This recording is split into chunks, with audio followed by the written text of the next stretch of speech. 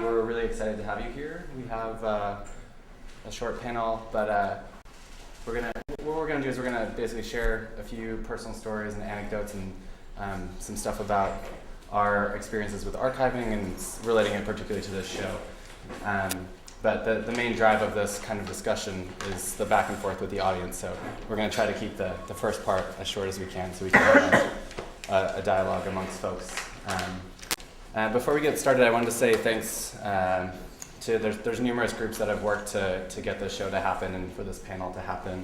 And those folks are the Maine Community Foundation's Equity Fund, the Nutty North Collective, Resources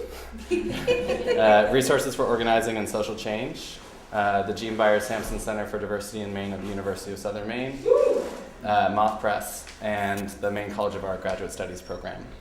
So thanks to all those folks who are actually helping make this happen. And we do have someone filming up front, and they're just going to be filming the panel and not the audience, so we don't want anyone to feel uncomfortable. So just know that. And we're filming it for archival purposes. If that makes sense. So cool, thanks for everyone for coming. I'm also going to do something today that you're never supposed to do, where I'm going to actually facilitate and be on the same panel. So when we do get to the Q&A part, I'd ask that people in the audience direct their questions either at a panel, like at a specific person, or to the whole panel, just so people can respond, and we'll do our best to self-facilitate instead of me talking at you the whole time. So that's the goal. And so up here we have Susie Arbach, who is the head of the USM Special Collection since 1999. And in 2002, she was appointed the director of the Gene Byers-Sampson Center for Diversity in Maine. Both these positions make her responsible for developing and caring for the LGBT collection, which contains the papers of individuals and the records of organizations active in Maine's LGBT community. And this includes the Annette Dragon papers, where all these photos come from that are in the exhibition. Then next we have is Erica Rand. She's a writer, critic, activist, and professor of art and visual culture and women and gender studies at Bates College. Her writing includes Barbie's Queer Accessories and Ellis Island Snowglobe. She also serves on the board of the journal Radical Teacher, and in the 1990s she participated in many of the political actions chronicled in Annette Dragon's photos, and wrote a sex politics advice column called Ask Thigh Master, Advice with Holes, for the newspaper Apex, which was a publication that Dragon co-founded with Erica amongst a handful of other people. And if folks are interested, Apex newspaper is in the LGBT collection and has lots of information that it's where I did a lot of my research to get a lot of the information for these photos. So if people haven't seen it or remember it from way long ago, check it out. Just so folks know too, there's more seats up front. If anyone you see people coming in, tell them there's seats up front. Cool. Then we also have Jen Hodgson. She's a lesbian mom and a graduate of the Stone Coast MFA program in creative writing at the University of Southern Maine. She has a varied experience in local activism, including co-hosting a radio show on WMPG, planning the Transgender Day of Remembrance, coordinating the Maine Speak Out Project, co-editing a zine of working class literature, and directing the Vagina Monologues. She has also lived in Maine her whole life. And then there's me. I'm a MFA student here at Mecca in my second year, and I've been more and more excited about the project of archiving as a radical political act as a queer person, and using those histories to sort of project myself into the future. So without further ado. What's your name? My name is Ryan Conrad. Sorry, I left that part out. And so we'll just jump into it and then hopefully have a good discussion from there. And we can go in that same order if that's okay. So what was the order? You're first.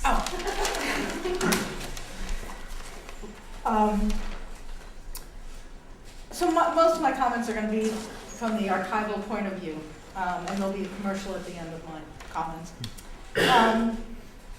When you set out to create a collection, to gather material created by individuals, like the photos of Annette Dragon, or organizations, we have the Equality Maine Archives, or you as archivists actually create an artificial collection, like the same-sex marriage collection. There is an advisory committee for the LGBT collection, and we are actually doing that right now, trying to pull together different records to document what's going on right now with same-sex marriage in Maine.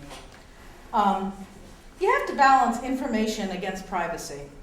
You don't want to restrict material you are saving as part of history, but neither do you want to invade someone's privacy. And the reason I start with this comment is because it's something that we face every day. I mean, there's collections fall into my lap. I got a call just last week and was offered the journals of a lesbian who was a practicing historian, taught here in Maine, and kept personal journals going back 30, 40 years. And I was thrilled because it'll be one of the oldest collections in our LGBT collection. But then the immediate second thing I have to think about is when I get my hands on these journals, what's in them? And because what she says about other people may be invasive of their privacy, and I have to worry about them as much as I have to worry about her. So it's but then you want to open the stuff up because you want people to be able to use it to uncover the history, to empower the history, to get the story out there. The other point that I often reflect on is that the creator of a record is so important to understanding and interpreting that record. How Nanette composed her photographs, how she decided, what picture she decided to take, is going to be so crucial to understanding that photograph. What Annette Dragon set out to take photographs of are going to be very different than, let's say, somebody from the religious right. And you need to keep that in mind, and in the archival world, it is central to everything we do. We like to say that how we organize collections, how we keep them, how we describe them, it's all what we say is provenance driven. It's who created it because it is so central to an item of everything about that item is who actually created it. Technology in archives. Part of me wants to jump up and go, God, it's great, and part of me wants to cry. Technology-wise, there's the access has become phenomenal. That I can put something up on my webpage, describe a collection, and around the world, in China and Australia, California, people can learn about it. On the other side is preservation. We don't know anything about how long digital files are going to last. So I can digitalize a Annette Dragon photograph and put it up on my website. I don't know how long that file will last. And so since I don't know how long it's going to last, it's not a way of preserving the photograph. It's going to sound so retro to you, but still the best way of preserving items are to microfilm them because we know how long microfilm lasts. Something I ponder a lot with the flood of new collections coming into USM's LGBT collection, and believe me, we do have a lot of stuff coming in, and it's gotten to that critical mass where the collections inform each other. But anyway, whose story is getting saved? Whose story is getting told then? Because if something gets saved in the LGBT collection, and somebody comes along and uses it to write a paper, and that article gets published, and then maybe that article gets used publishing a larger history about Maine or a larger history about the LGBT movement in the United States, that story gets saved and it becomes part of the common history. But what stories are being lost?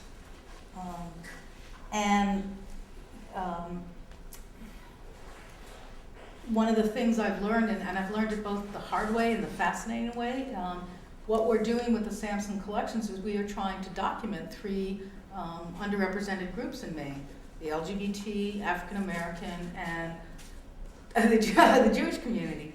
Well, I kind of was very naive when I started this, and I thought of the community. Well, it's not. None of these groups are homogeneous. There's lots of different groups within each of those communities. And one of the things I need to be very careful of is I don't favor, or what the work that I do doesn't favor one group or the other, that I really try to make sure that I get all the different stories, because there isn't one story, and they all need to be kept. I'm getting up on my pulse now.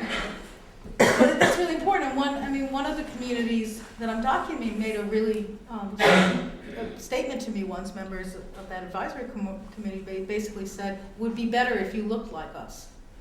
And it kind of took me back, and I can understand their point of view, but I'm really glad that I'm really not of any of the three communities I document, so that I can't be accused of favoritism. And that being the outsider in a way is good. That I don't then have an immediate affinity with maybe one of the sub-communities. But it's something I think about all the time and worry about. I guess it would be easier if I was gay, to be able maybe to make connections in the gay community, or if I was black, or if I was Jewish. And that would help maybe. But then on the other side, maybe it's good that I'm not. Finally, how does balancing resources affect the collection and thus history? You all know what the economy is like out there, and it's affected all of us, and I'm down to 2 3/4 staff people. And one of the things I don't want to do is I don't want to take in all this material and then just hide it away in my stacks and never have it be available. And I'm very conscious of that. So I have to be careful, and I have to think carefully, if I take this in, can I properly take care of it? Is there a better place for it to be where people would be more likely to look for it? After the frustrating days, I always remind myself of the great days. When a collection like the 30 years worth of a lesbian historian's diaries I find out are coming to me. Or the day that we found within a collection you find a document that just so poignantly tells the story. And I guess at the end of the day, and at the end of my few remarks here before my commercial, is that we need to be having fun here. It's our history, and it should be a joyous thing. One of the things I liked when I was watching people look at the exhibit is mostly I saw smiles on people's faces, and people saying to each other, and other times we've had these photos out, "Oh, I knew her," or "I remember that," and it is joyous. There are the bad days too, but it's our history. We should enjoy it. We should celebrate it. We should be empowered by it. And now my commercial. The LGBT collection is growing, and we are doing great things. And if you have something something of yours that helps tell the story, please consider getting in touch with me. We do respect the stuff. We do great stuff. One of the things I love about the collection is the interaction with young people. We have a gay Monopoly game from the 1970s, and we had the students from Lewiston Auburn come down and actually play it and talk about, did these images make any sense to them? Or, we have the little Monopoly pieces. One was a policeman's hat and a blow dryer and a spike heel. And I asked them, well, if you had to make up the pieces of the Monopoly game, what would you have? What would you use? And get them to think about. So the collection can do so many wonderful things and be part of the party. Okay, so that's a great lead-in for me, I think. I won't talk about this by the end of the blow dryer, but so I have a lot of different relationships to the material on display. I'm in a lot of the pictures. This is one of them. I'm the person in the middle there holding this "We're queer, don't fuck with us, rights now" thing, and a bunch of other pictures. And Annette Dragon, the photographer, was my girlfriend for a lot of the time that those pictures were taken, which may be why I'm disproportionately in a few more of them than other people. And in fact, our first date was to an ACT UP demo that she was going to photograph. And as she writes in her artist statement, and I write in my statement in the catalog, I mean, a lot of it, was a very, was a politically intense and otherwise exciting time. And one of the things I said in my catalog essay was, that in a way I could say about the sort of personal side of it, we went to, to this demo and the rest was history in that kind of way that you say about your personal life, but actually, I think it's really important that all of it is part of history, right? That history that was about a lot of different things. It was about fighting against all the things that, as the posters and everything said, made AIDS a political crisis, right? Corporate greed, government indifference, racism, homo hatred, sexism, problems everywhere. And equally important was the incredible interaction of people working to make things happen. And to me, that's a really important part of the picture. A lot of things happened, and Jen also in an intergenerational way was involved in some of the work that we did, which for me, one of the most important things, and one of the reasons I'm totally thrilled around the panel, was that to me, one of the best things that ACT UP did, we did a lot of pretty great stuff, I think, was to come up with a grant that basically we would go to high schools, hand out these, various kinds of handouts, flyers, other kinds of things with safer sex materials and some sex info saying if you would like to do your own organizing, call this number, because it was before Facebook. And the point was to basically help young people learn how to become activists without them having to, like, we could tell them, where do you steal the resources that Kinko's without them having to make those connections, or like whatever kind of things there were. I also think archives are really important because one of the things I discovered that was really frustrating sometimes doing that work here was that people often thought activism was not happening in Maine. So for example, one thing that happened was like Lesbian Avengers came up to help us, and I was partly responsible for saying, when they said, what can we do? I said, like, come here and do work, by which I meant come here, do some organizing work with us. And lo and behold, people thought they'd bring activism, they'd bring direct action to Maine. It's like, fuck you. What are you talking about? And we actually locked a bunch of Lesbian Avengers in a room for to make them watch 2 hours of press clips. Like, you need to get the fact that things are happening. And I think that's an important thing about the archive documenting that things are happening. But now the other thing I want to say is I'm going to talk about my outfit. And here's why. So I wore this Museum of Sex t-shirt because when I bought this t-shirt at the Museum of Sex in New York, probably thought, damn, at a certain age you sort of turn into a museum of sex. Like, you're wearing this t-shirt that's actually kind of you. But the thing that kind of weirdly gets to me that I would just like to share is that it's weird also. Like, it's really great to see yourself in history, but it is weird to be viewed as history.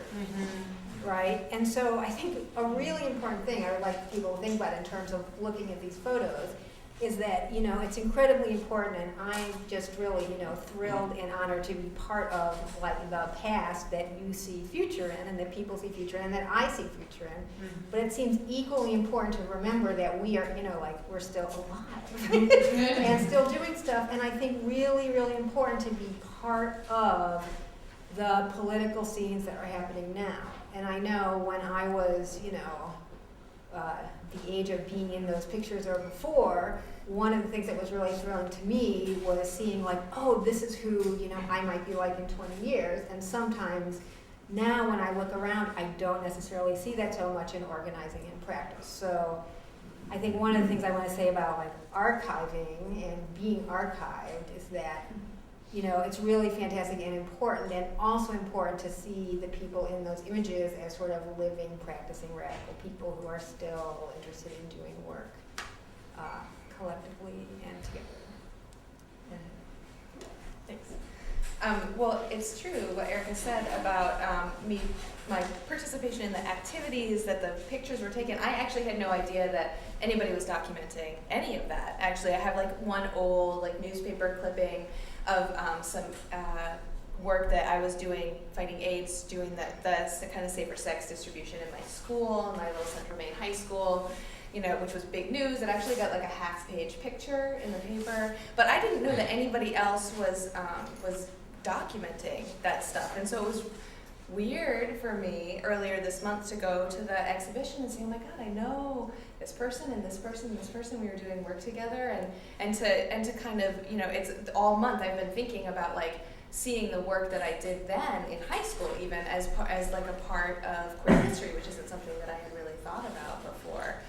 So that's really interesting. I don't know. I'm still sitting with that process. I don't know how it feels to be part of queer history yet. But I think that part of why you guys invited me to be on the panel is because I've more recently been doing a little bit of documenting work. I was working at the Maine Speak Out Project, and so that, in case you don't know what it is, it was a speakers bureau that had people like traveled around and told their stories. LGBT people told their stories to people, and I felt like the act of storytelling is a kind of documentary, is kind of oral history, and the idea is that, you know, if you see an LGBT person and actually talk to them, you can break down a lot of the myths and stereotypes that people might have. So being a part of that is part of documenting, although not archiving necessarily, unless you're thinking about people's minds. But also at Speak Out we had a library, the Charlie Howard Memorial Library, that really has some really unique pieces of literature that Susie, I'm sure, will get someday, about the stories of Mainers and LGBT people and the state people would, you know, donate things to the library all the time. Unfortunately, Speak Out doesn't exist anymore. It was the organization that hosted it wasn't able to sustain the program, and the Charlie Howard Library is mostly in boxes, I think, right now. Is that true? So, you know, if you my own little personal commercial is, if you wanted to let Community Counseling Center know that how important the library is to you all, I think that would be awesome. But I do a couple of other things too in terms of documentary stuff. For 2 years, I co-hosted a radio show with Virginia Throckmorton called Lesbian Radio, and all of those shows are archived on the WMPT archives, and we, you know, just, it was basically, I mean, we kind of hung out and talked to people who are doing stuff right now, you know, so hopefully, and you know, someday somebody will be interested in seeing what was going on in Portland, Maine, in, you know, the early 2000s. And I write a column which sort of documents, you know, my life. It's kind of about me. But I feel like all of these things are about taking up space, like making space for our stories within mainstream stories, you know, and being able at some point to say, you know, like, I didn't know any queer history when I was in high school, you know, like I found out there would be rumors about like which historical figures might have been gay and which ones weren't, and to see like queer history as a thing, this has developed over my lifetime, this idea of queer history, and to continue to make space for that, and to say how important it is, I think is crucial. And I'm sort of going to pick up the ball right where Jen left off. That was kind of perfect.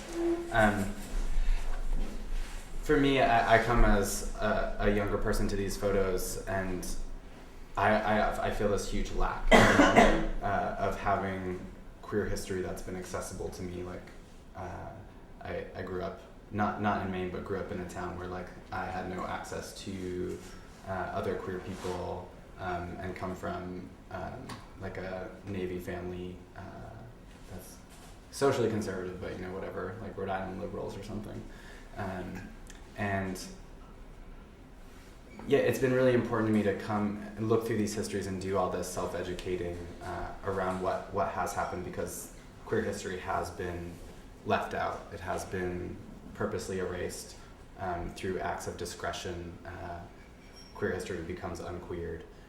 And it's been really important to me to dig through all this old stuff. I spent about 7 months digging through Annette's work and digging through spent about 7 weeks digging through Annette's work and through newspapers and clippings and trying to figure out, okay, what was really going on in these photos, and making phone calls and checking in with other people when I could identify people to try to get the information. So it was actually this huge undertaking to make this history available on the internet or in this catalog. It actually took a ton of work and a ton of coordinating. The Maine College of Art and the University of Southern Maine worked together for what I think might be the first time in history.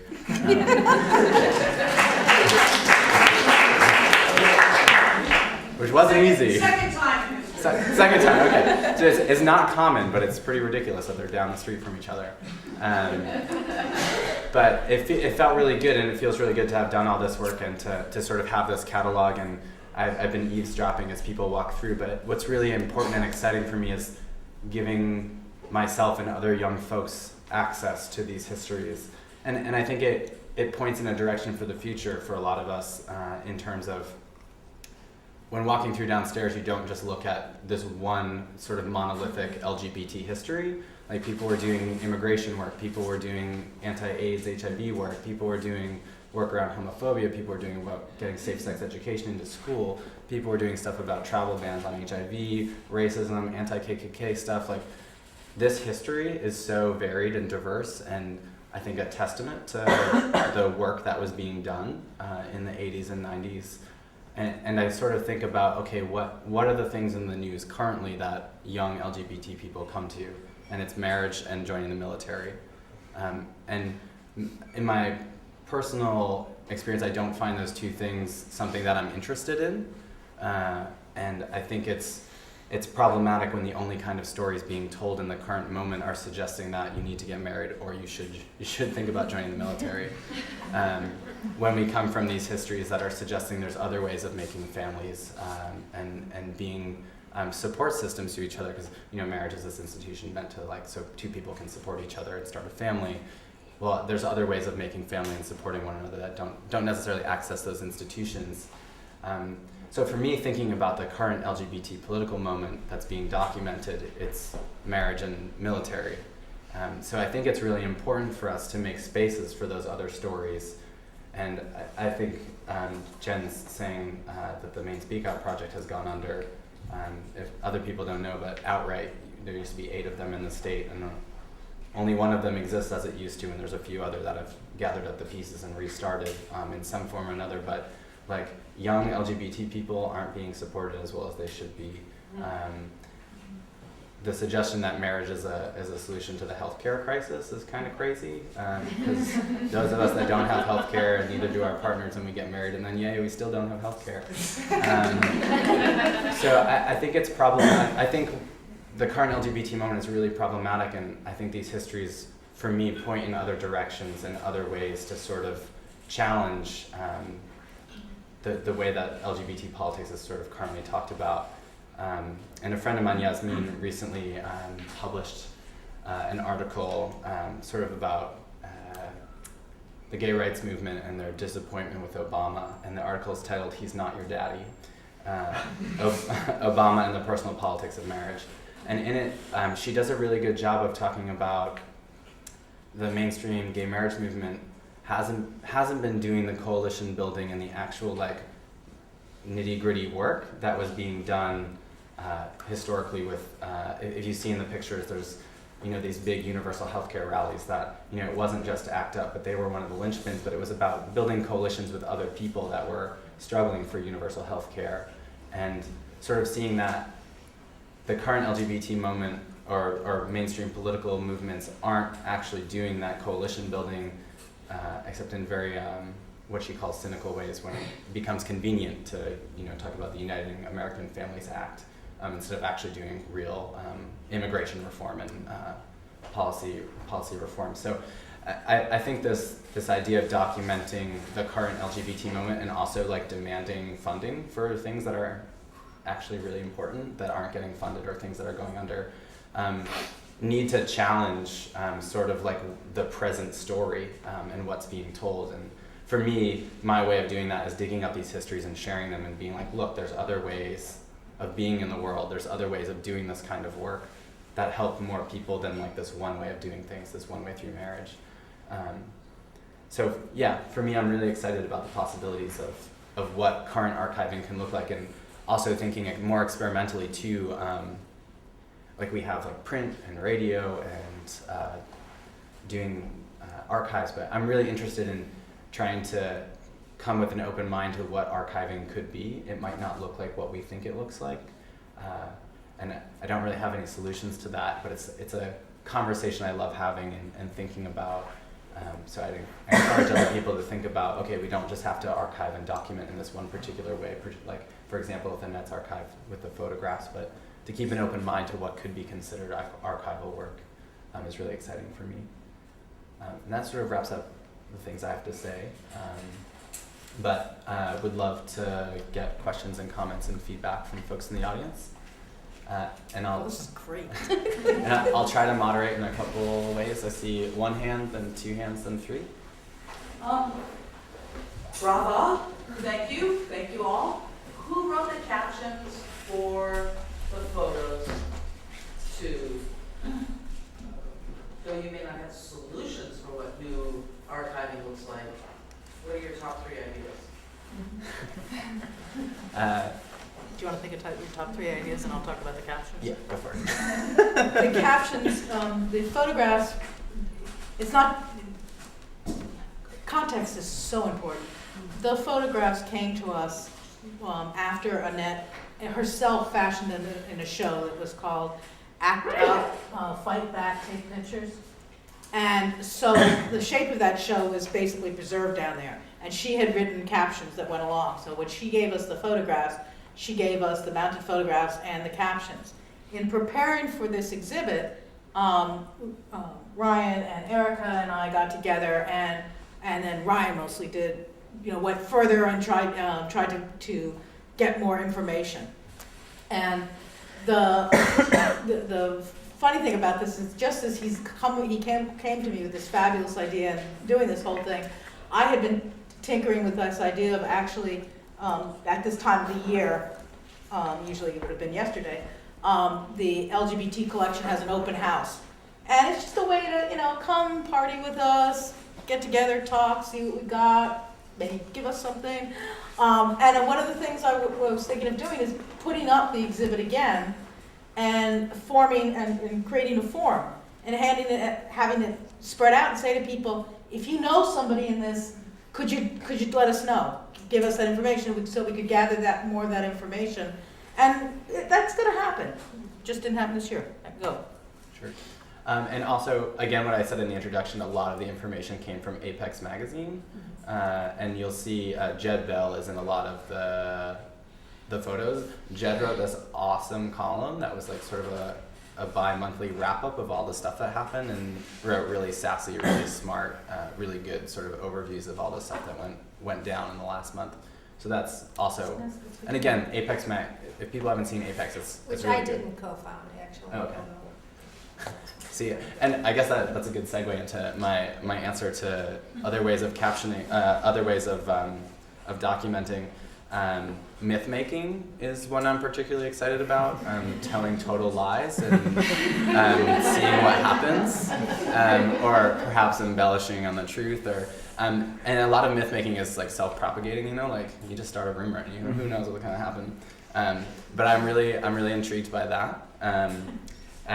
There's also the new field of what they call affect studies, sort of like about archiving feelings.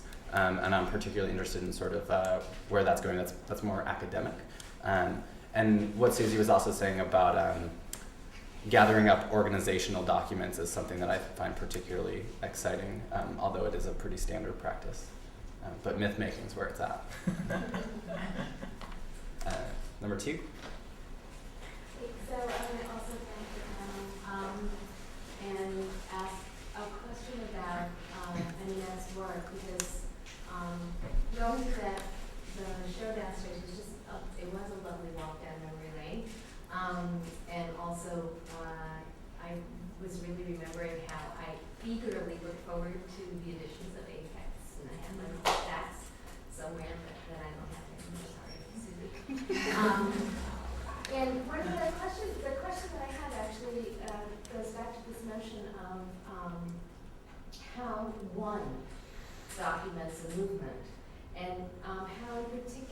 Annette's vision gives us, I mean, Annette's vision at the time gave me a sense of it, because she was really the only person I knew who was taking photographs during all the actions. And that's one of the reasons I liked Apex, because it was Annette, and it was I didn't know Erica at the time, but it was the voices in Apex that were really clearly telling me what was going on in ways that, for example, our paper was not. And that's not a slam on our paper, it's just that Apex really appealed to me in ways that our paper didn't. And so, Can you say what our paper is in case people don't our know? paper was the gay newspaper. I can't remember who edited it. It was a collective. It was a collective, yeah, and then it was moved by Reporter. But Apex was just very different. It seemed to have an edge. I know this is all very vague kind of assessment language, but all I can say from my perspective is clear to me. But my question is, what does it mean when one person, in this case Annette Dragon, becomes sort of the eyes on the street, to quote Jane Jacobs, for the movement and the micro movements within the movement? Because really, Annette's vision is my vision now of that. And I just was wondering what you had to say about that. I love the vision, but it is nice, And is there anybody now who's doing collective work or work like Annette's to show up to because And if anybody knows that person, take my card from the back and give it to them. It worries me, and I think one of the things well, you know this because I do this with you all the time. With the special collections at USM, I'm not interested in taking in this 500-year-old book that's worth $10,000 and carefully. I want the stuff used, and I want the students interacting with it, and I want it to be part of the educational experience. And one of the things that happen when you do that is that you have to help students learn those analytical skills and say, well, yeah, it's a great photograph. Think about who took it, why it was being taken.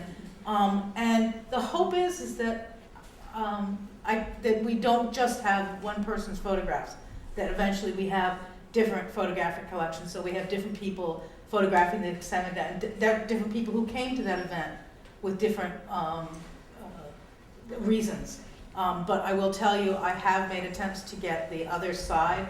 I have written to Christian Civic League, sent them several letters, and I wanted to capture their story, and I was not answered. Well, I was going to address the piece about what's being documented currently, and I think that a lot of that is being documented online right now in not just social. And we were joking about Facebook earlier, but I think that a lot of that stuff is being documented on Facebook and photos and blogs and and online things. And my concern is how that stuff is going to be preserved. You were talking about the frustrations of technology. I mean, in 5 years, it's all going to look different. And where did that stuff all go? There's not even paper anymore to document that stuff and to keep it. So, I mean, that's just something, I don't know the answer to that, but it's there are something whole to think years about. of U.S. Census, our government census, which are gone because the hardware and the software has disappeared. Right, yeah. Now think about how quickly software, et cetera, is changing now. How are we going to keep those same Facebook pages? Yeah, and I'm not a Luddite at all. I love Facebook, but a lot. But I think that it's just worth one of those things to think about. And I always to do my piece, I always print out a hard copy of my column, which is only printed online. So that I'll have it. Someday when that website is no longer up, there'll be copies of it somewhere. But just, and don't print out everything because we love trees, but, I don't know. And I was just going to add, I think some of, you talked about getting the other side, but Brian, I thought some of your question was about,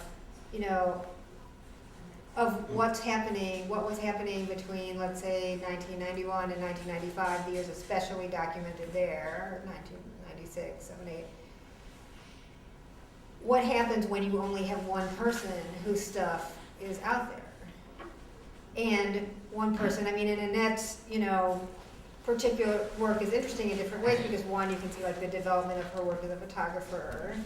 You can see she had access to some photographic material because what she did for work, she did 2 things for work at the time. She worked at Photo Market, a place that drove her crazy because she's incredibly neat and it's like the messiest place you've ever seen in the background.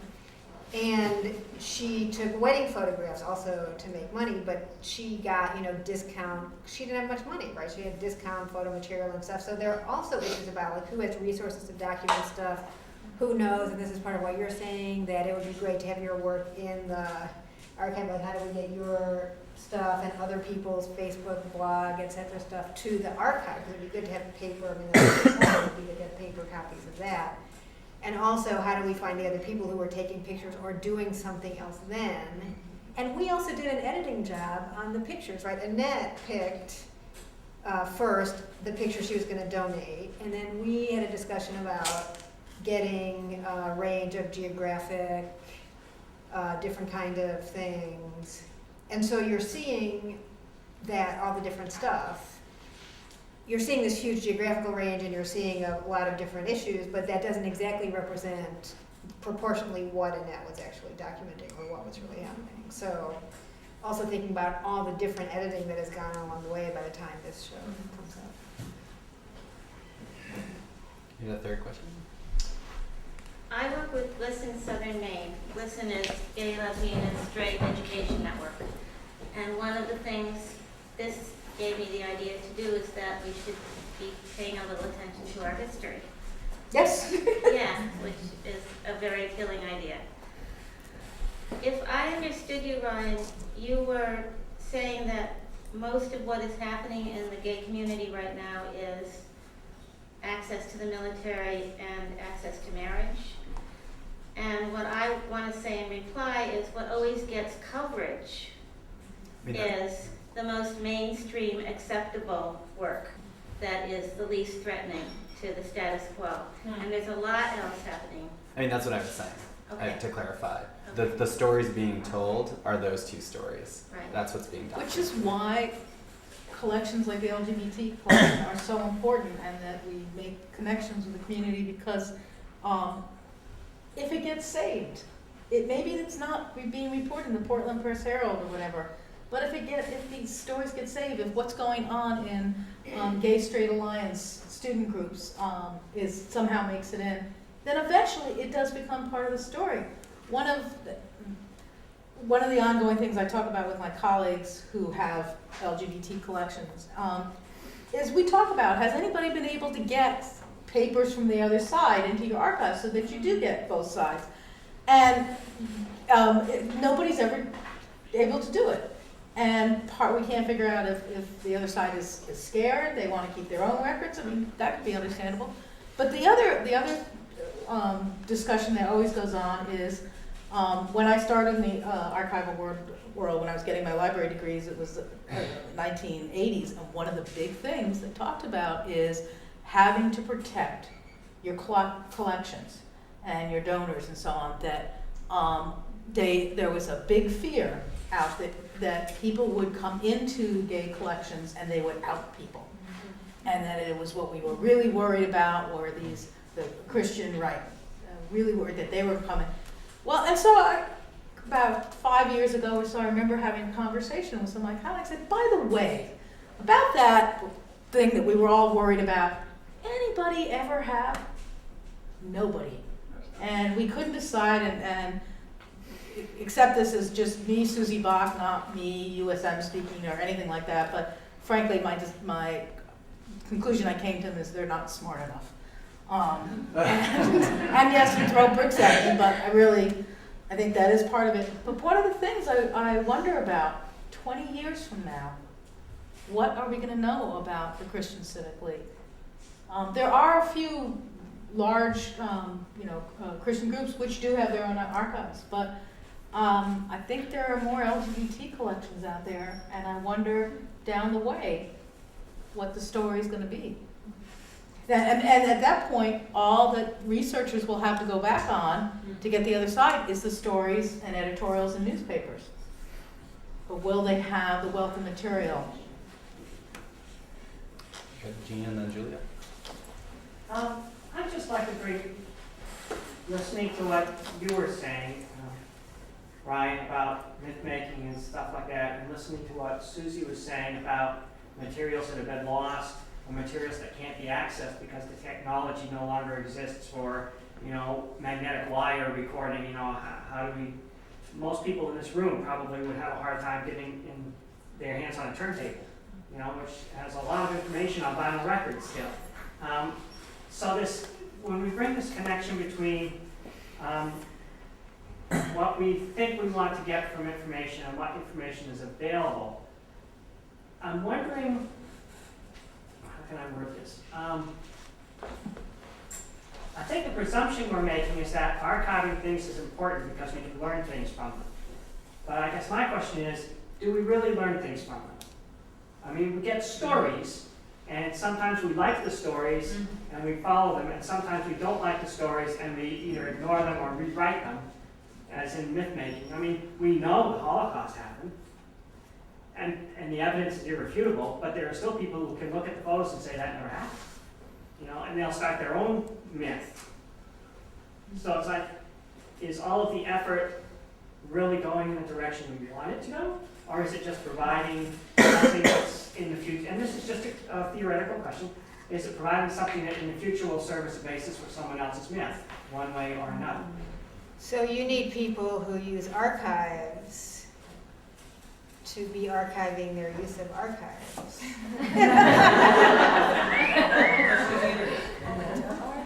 Yeah, and to bounce off that too, I mean, it's interesting because I curated, I was the one, and I had help from other folks from the archive and Erica.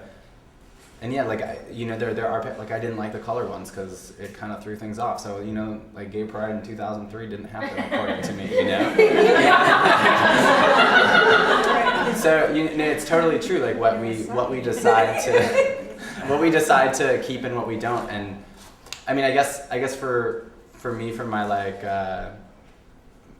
I chose to do this. I just spent the last 7 months doing this crazy project for free. I didn't get paid to do this, but I did it because it was important to me, and I did it because I wanted to share those histories. And I guess even on a super egocentric personal note, I got an email from someone in one of the photos that was this is amazing.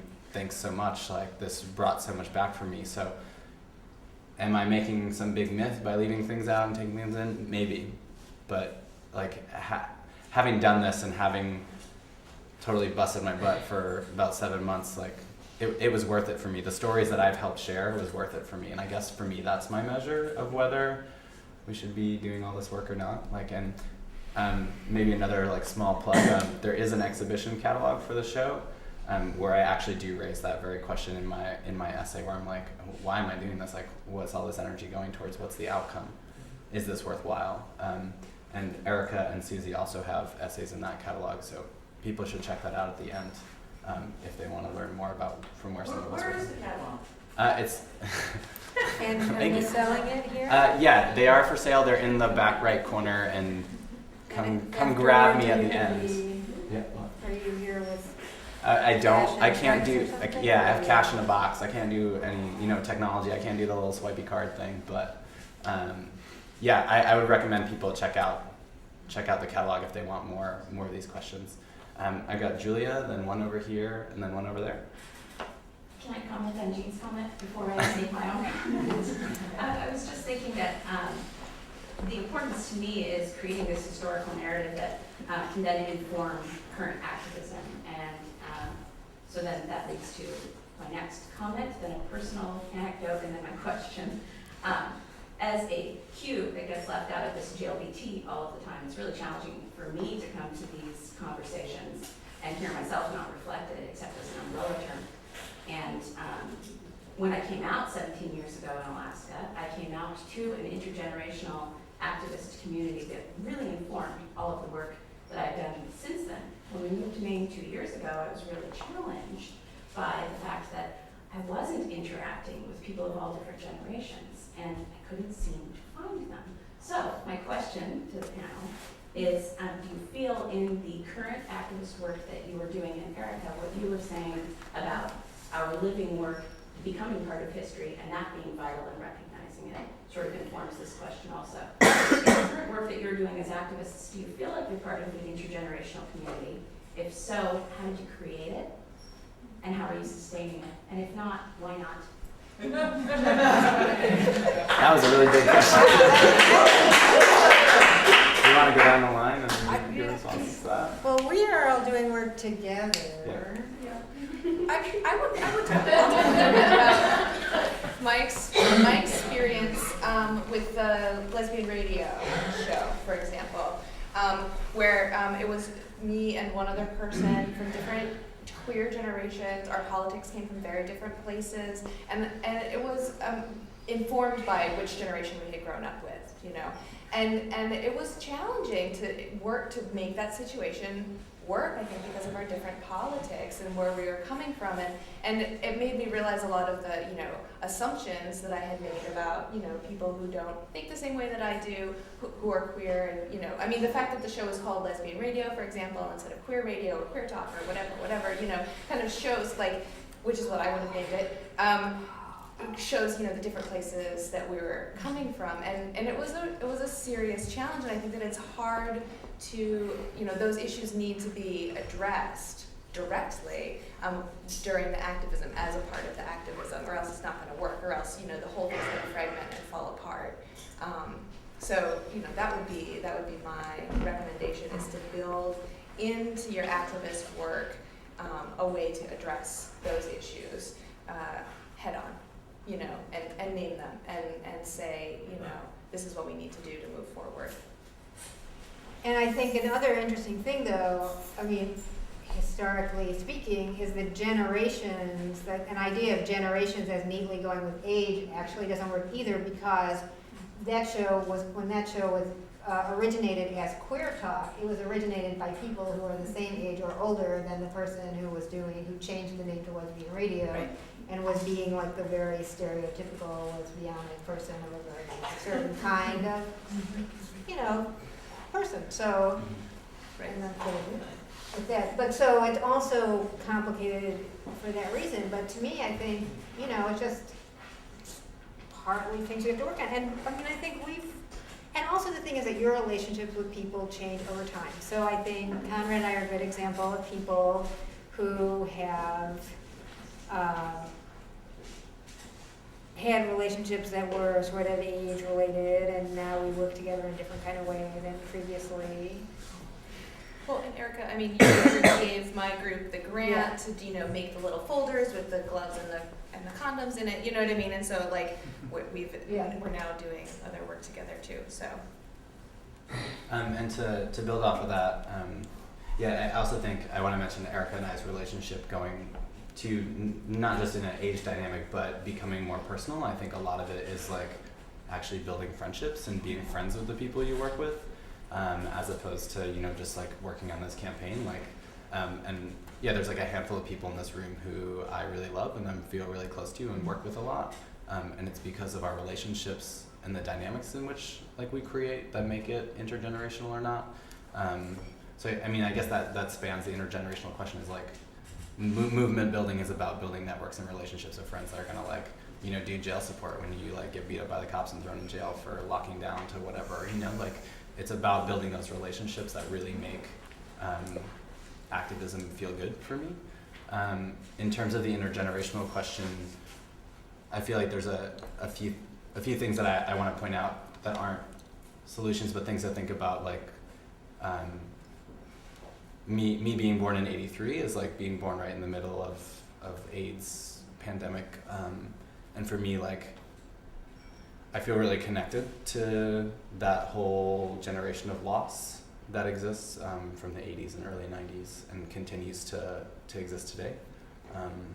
Is huge for me, like that there's a huge lack there in sort of like people in mentorship roles.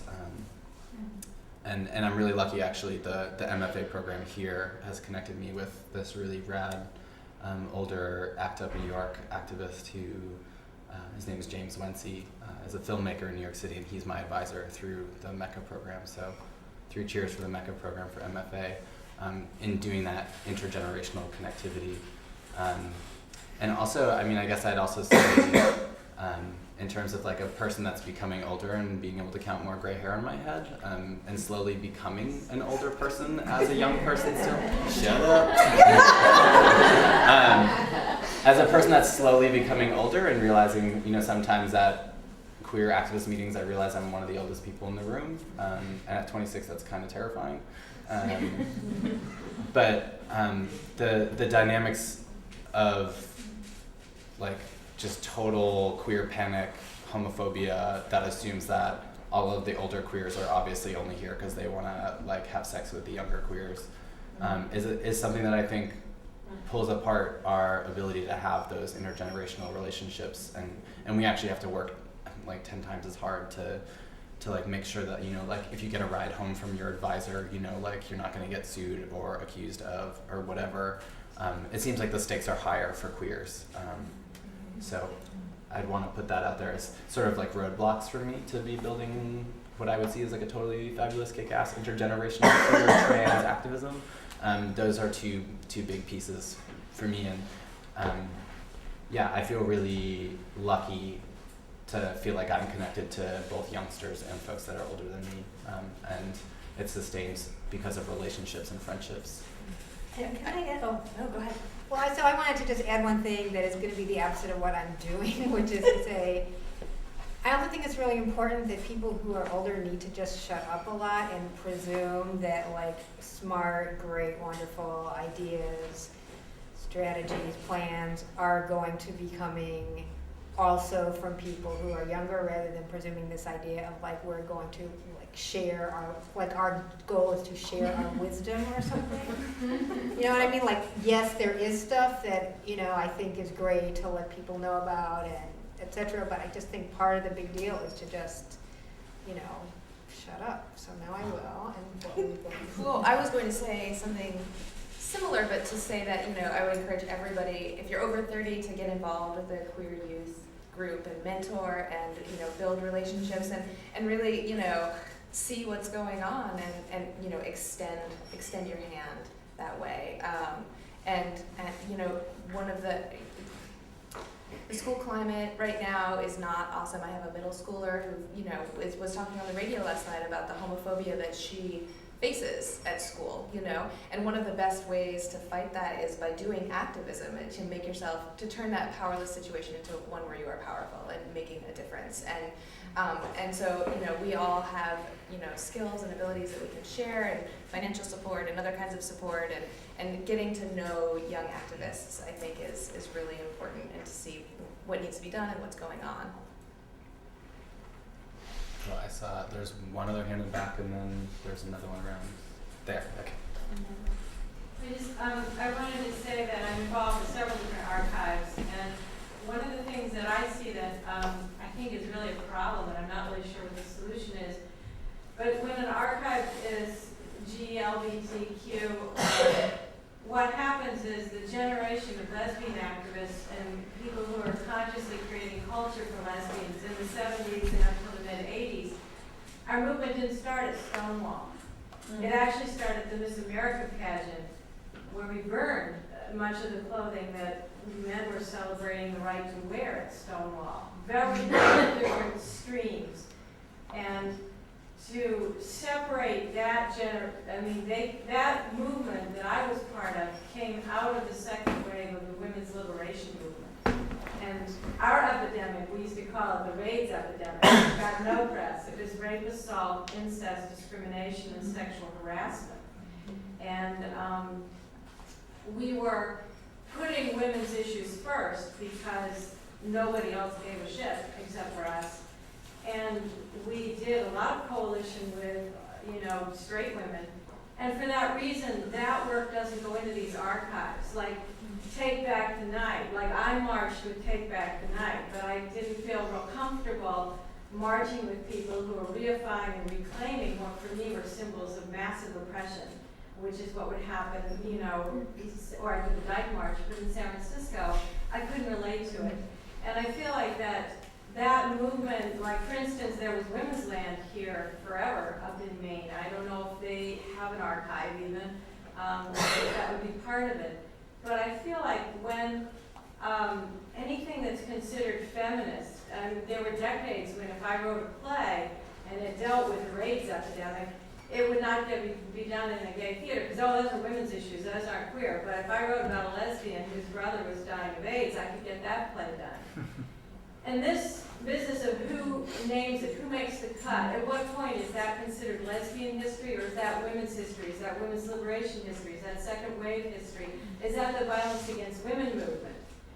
And I have seen the violence against women movement repeatedly muted for the sake of, you know, the very queer take on pornography and prostitution, which, you know, my generation, we were taking to the streets on those issues in a very different point of view. But I feel like that's a real problem. I see sort of like lesbian writers beginning with Sarah Schulman, and I'm like, whoa, you know, what's up with that? Let's try Valerie Solanas, okay? And I feel like it's, but that is, yeah, that disappearing of that massive body of work and those movements and the women's land collectives and the Take Back the Night and the women's clinics and the women's bookstores, and they were women. But that's where the lesbians were. That's where our movement was. And yeah, that really is a real issue for me. And then I just also wanted to add, I had the privilege of hearing Judy Shepard speak recently. She's been doing activism for 10 years, and she was adamant that the marriage thing was a big mistake.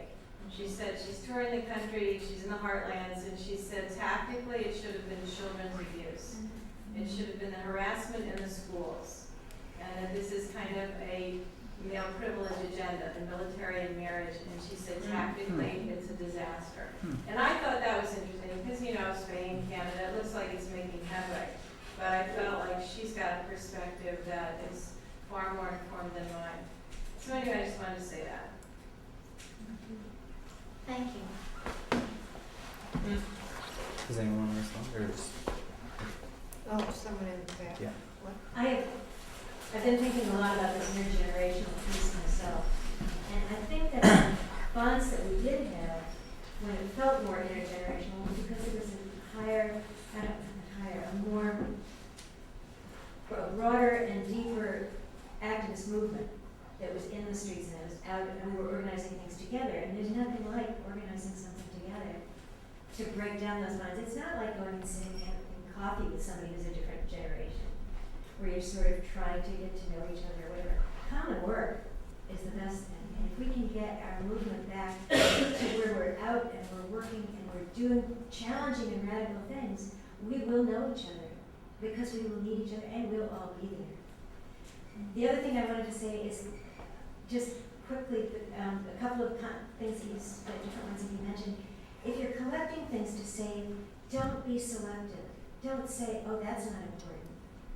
Or, yeah, that picture doesn't make me look very good. Save it all. And you'd be surprised when you put different people's collections together, you can see patterns that you wouldn't see in only one. So collect just massively, uncritically, and save it all and send it to Susie.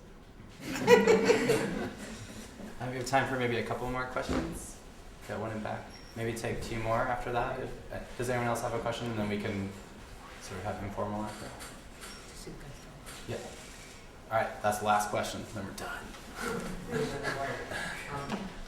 I wanted to address the intergenerational thing as well. It's been interesting to be here tonight because it's getting me to look back and reflect on my contribution to the gay, lesbian, transgender, intersex questioning community. You know, and it wasn't that when I was first out, I was coordinator of the Gay People's Alliance, which after I let go of it, some years later I found out it was changed to Queer Alliance. So it changes. So there's the kind of the evolution. But I was involved with all kinds of things, conferences and bringing Pat Kalinke to Maine, and Charlie Howard died. We all went up to Maine. We all went up to Bangor, and I was really active. And then something shifted for me, and that is I got older. And what that means for me is like, I can't wait to be on my couch at 7 o'clock. Reading and just hanging out. And so when I'm thinking of activism, I'm like, oh God, I'm too tired. I don't want to do that. And so I'm grateful to the younger generation who is doing it, who has all that energy. And so I'm thinking that each of our generations, we have different roles. You know, like the younger generations, they have the energy to be up till midnight, you know, counting, you know, making phone calls and stuff. But the older generation has a different role in terms of being able to pass on some of what happened before or consult or do different kinds of What? What that Bobby didn't like? I don't know, I mean, I'm speaking for me. yeah, but you're speaking like, you know, the older generation and, you know, like, Well, Die, I jab say aside, that, I'm one not of the like- reasons I say that is because sometimes we'll go and meet people and say, where have you been? Oh, I've been here. Oh, I thought you moved. You know, it's like, people start and people start to talk. Like I was, you know, doing different things. So anyway, I'm not trying to stereotype or make generalizations, but for me, my experience has been that my energy has changed and what I contribute to the gay community has changed. And so I think it just speaks to the intergenerational relationships. So I'm sorry if I offended you.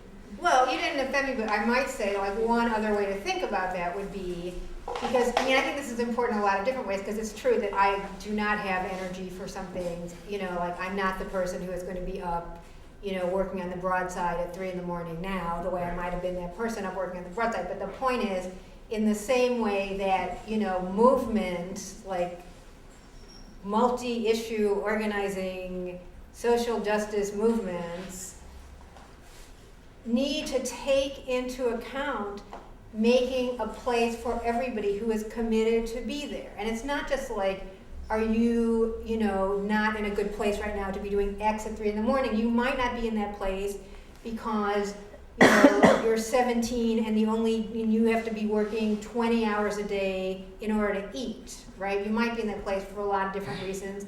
And you might be in other kinds of places. So I'd also say that while you might correlate some places that person is in terms of the energy they have to give and how they're going to give it to certain kind of factors like age, economic situation, which to me is huge right now. Like people who cannot do work because it is just so much work to even like eat.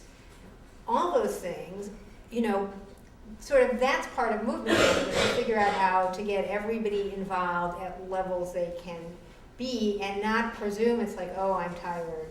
It's, you know, necessarily what that's about. So I interrupted responding when all these other people were saying. Yeah, I have one other thing and then I want to take some more. I think also thinking about it in terms of ability politics too, like, you know, certain people are only going to be able-bodied enough to do certain things. So I would really resonate with what Erica was saying about making sure there's a role for all sorts of different people, and whether that's based on age or other things that affect one's ability, it's important to make sure that we have a place for all those people. Who can get arrested and who can't, at what particular time of their life, day, etc. And I saw a few other hands that shot up. Immigration status. I wanna, Just listening to some of your comments about, especially your comments about, you know, coming together and then just being a different energy and meeting a friend for coffee. And I just wanted to publicly say that the collection ignites for me a feeling of nostalgia. I didn't grow up here; I'm from away. But coming here and being here for 10 years, and that in this queer history being part of my history too, and seeing the collection you put together reignites in me. I don't want to be that, you know, 40-hour week and then do nothing. Like, where are the people? Where's my role again? And so I think just in this room, I know some people have to them and try to accomplish things, and I just want to say the energy by having this collection makes me feel like really proud of my community, really proud to be a part of maybe somebody that was, this is my good side, will archive me in the future, and that's right, and getting out there and doing more activism to keep our history going, and no matter how, we all have different ways of doing it. So I just want to say thank you. And Thank you, Ryan. Yeah. Good work.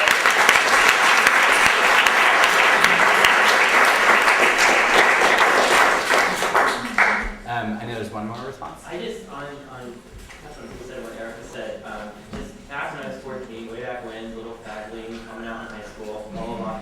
What was intergenerational for me and the community that we had is, it was the older folks, quote unquote, in ACT UP who managed to bring over 5 or 6 huge boxes of kimono condoms to my house at 8 o'clock at night because I was fortunate to know how to get them. And then it was my job at the youth to go slip them in the lockers of every single locker in high school. And it was also intergenerational. It was the few teachers that I had at high school that were able or courageous enough to step out and say, you know, these words aren't allowed here, and this behavior's not allowed. And let me be who I was in that. And it wasn't necessarily a group of us coming together, how are we going to plan this, how are we going to plan this? It was us taking on our own roles at that moment, just in that moment. And that's what it, I mean, the whole intergenerational thing meant to me is that these people who had been around longer than I had were providing me the ability to step up and to realize my potential within myself. And it wasn't even necessarily an organized group. Like I said, just the fact that Richard Freed, who's pictured down there, would bring over 6 boxes of kimono condoms at 8 o'clock, and my parents were like, what the hell? He couldn't go into my school and hand those out. He would get thrown out like that. And so it was that kind of teamwork and that kind of work that I remember, you know, so long ago now. You know, so. Yeah, I have a few now, and it's probably from, you know, staying outside my high school protesting. So I just wanted to mention that that's what it meant for me as a gay youth, you know, 15 years ago, was having the advisors at Outright, having those teachers, and having these people in ACT UP, whatever, providing me the tools and the ability to empower myself and to empower my other peers. And then they would just kind of step back and just let us, you know, do our thing. If nothing else, and this is just a tiny little answer, comment back to some of the things. Every year at this time of the year, the LGBT collection has an open house. And the primary purpose of that, well, okay, really the primary purpose is to get collections. I mean, it's what I do all the time. But really, the purpose of that is just to have a good time, a time that people can come together. And we do it during Pride Week every year. So look for it and have it be a time that, I mean, and if, when I can, if you need a place for a meeting, you have a group that needs to get together, please call on me. I have to be careful of some things because I'm in a university and politics, but I've got a good place and I'd love to share it. Sorry. No, you're saying Having an organizing moment. but good, go for it. Organize. It's happening as we speak. I got it on Twitter.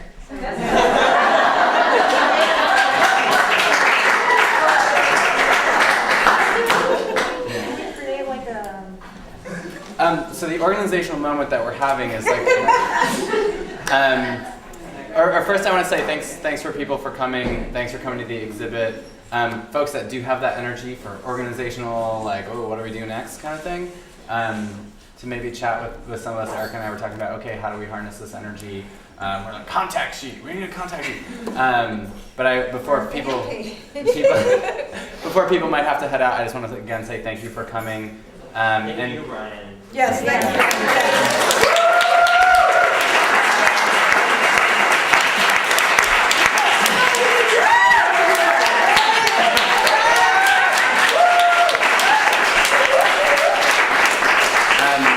So yeah, so if people want to check out too, there's flyers from the LGBT archive if people want to check that out or think about if they have something that they think should go into it, check those out and grab those. I know Susie's business cards are back there. The catalogs are also back there, and if you're really interested in one, come grab me and we'll figure it out. But for people, I don't know, for people that might be interested, again, there's a website for the show that you can still get more information. It's futurethepast.wordpress.com. So people can check out that. And yeah, if people are feeling excited about thinking about next steps, maybe come up and chat with us so we can think about what that could look like. Cool. Thanks for coming, everybody.